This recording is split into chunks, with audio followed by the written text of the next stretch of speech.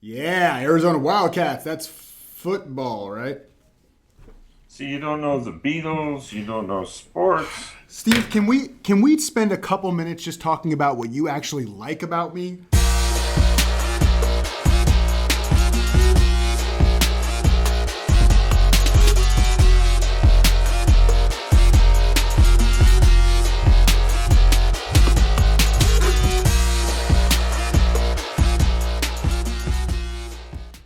Welcome to episode number 26 of the Not So Serious Life. I am Jason Goldberg. That is the torso of Steve Chandler. There's the rest of him. What's up, Steve? Hey, Jason, good to see you. Good to see you, man. How's everything in Arizona? Is it hot as hell? It's great. It's very hot, but it's great. It's a dry heat. It's very nice dry heat. It's 94 degrees here, not a dry heat. Wow. Yeah. Yeah, I remember. I used to live in North Carolina. Did you really? Yeah, I Fort didn't know. Bragg. Oh, well, okay, that makes sense. So that Yeah, was before you went into witness protection and went yeah, over to that's right. Arizona. Cool. Let's just jump into our first question of the week. What do you think? Okay, let's do Okay, it. cool.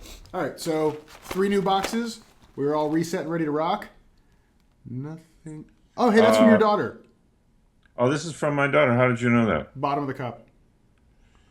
Oh, yes, from Mar. That's awesome. What's up, Huh. Mar? Nothing is worth Can you read more it? than this. Oh, wow. Nothing is worth more than this day. I love She it. made that. That Isn't is that awesome. great? That is really great. How do you pronounce that name, by the way? I always get it wrong. Goethe. Gutta, really? Is that it? Yeah. So it's not Goeth. It's not Goethe. It's not Goethe. Okay. What do you think? Fruit Loops, please, for 200. You know that's my favorite. I think you know that's my favorite. I should donate the. Did you hear my voice crack there a little while back? No, but I It mean, comes from when we were taking a break. I was singing some falsetto hits from the Motown era, and when you sing in falsetto, and then you come back and try to speak, sometimes your voice will crack. yeah, and I mean, and puberty can hit at any age, so you never know. Okay, so today's question is from Phil. Phil says, "How do you help someone you know is suffering but isn't ready to listen?" How do you help someone who is suffering and isn't ready to listen? And a little more backstory here from Phil. Phil says, Phil did say something. I've learned not to try and fix folks unless they ask for help. However, I get frustrated when close family members get themselves so distressed over life events and tend to throw back any words of wisdom you offer up, preceded with, "You're a fine one to talk. What about when you blah, blah, blah." So how do you help someone that you know is suffering but isn't ready to listen?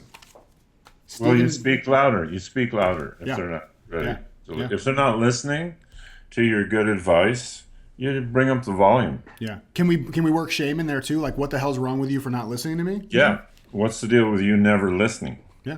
Yeah, escalate the argument. Maybe get close to physical. That gets their attention. Yeah. Yeah. Sometimes noogies will work. Well, yeah. Wet willies, swirlies, all that stuff. Okay. So what's your answer? I know you have a better answer. I might. I have an answer. I don't know if it's better. It's better. So the first thing that struck me about this is just thinking back to when I started as a coach. And one of the things Phil said was that he talks about, when he offers up words of wisdom to people. And offering up words of wisdom to people who didn't ask for them could have been on my business card when I started as a coach, and that doesn't work. It very rarely creates any kind of transformation. Offering up words of wisdom to people who aren't ready, and so the short answer in my book of how you help people who you know are suffering but aren't ready to listen is that you don't. You can't possibly. Willingness is the first step to any kind of change. And it's not even awareness. We talk a lot about awareness, but that's like saying, like, if you notice a house is on fire, noticing it does something about it. Like it doesn't, right? There has to be some activity, something active, not being passive. So, willingness, great. It's an open door and you can help and you can share. Resistance, that's a brick wall, and you're not a general contractor. So you can't change what's going on their side. It's possible they'll build or they'll develop willingness, but that is not something that we can ever bestow upon somebody. That's something that they have to generate from the inside out. So my advice, my perspective that I would offer to you, Phil, is instead of getting people to try to see the light, is to just be the light, be a reference point for what is a possible way to be, and when and if they're ready, they'll know where to go, and you release attachment. And if that happens, great. And if it doesn't, it's not on you. That's my thought. What do you think? Excellent.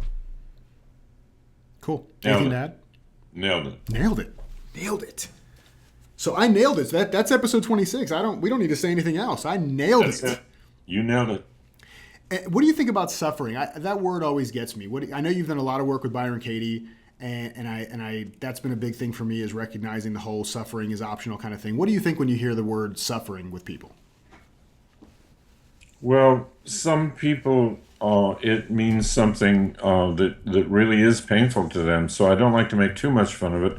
One time, Dr. Nathaniel Brandon said, "Suffering's the easiest thing people do. You don't have to. You don't even have to be standing up. You can be lying on the couch, and it doesn't take any courage and doesn't take any imagination." Now he was trying to be brutal and wake people up to, come on, get off the couch. You have a very short life. Get out there and live it, and stop staying inside your own mind. So I don't really have an opinion on the word suffering. Okay. I like the way it sounds. Yeah, it sounds wonderful. I mean, I grew up around it. It's wonderful. And nice. Yeah, and the last thing to say to Phil too, just because I want to make this clear, like, I think it's really beautiful that Phil wants to help these people in his family who he can see are struggling with something or suffering through something, but just release yourself of that, man. That's weight that you don't need to carry around. That's personal responsibility that you don't need to carry. And when and if they're ready, that they got somebody great ready to support them. So that's awesome. Don't forget to send your questions in to questions@thenotsoseriouslife.com so you can see me and Steve's smiling face forevermore. And don't forget to head over to our website, thenotsoseriouslife.com, and sign up for our free inner circle so we can send you a bunch of free stuff. So we love you guys, and we will see you next time. Have a wonderful day. Double peace. Bass.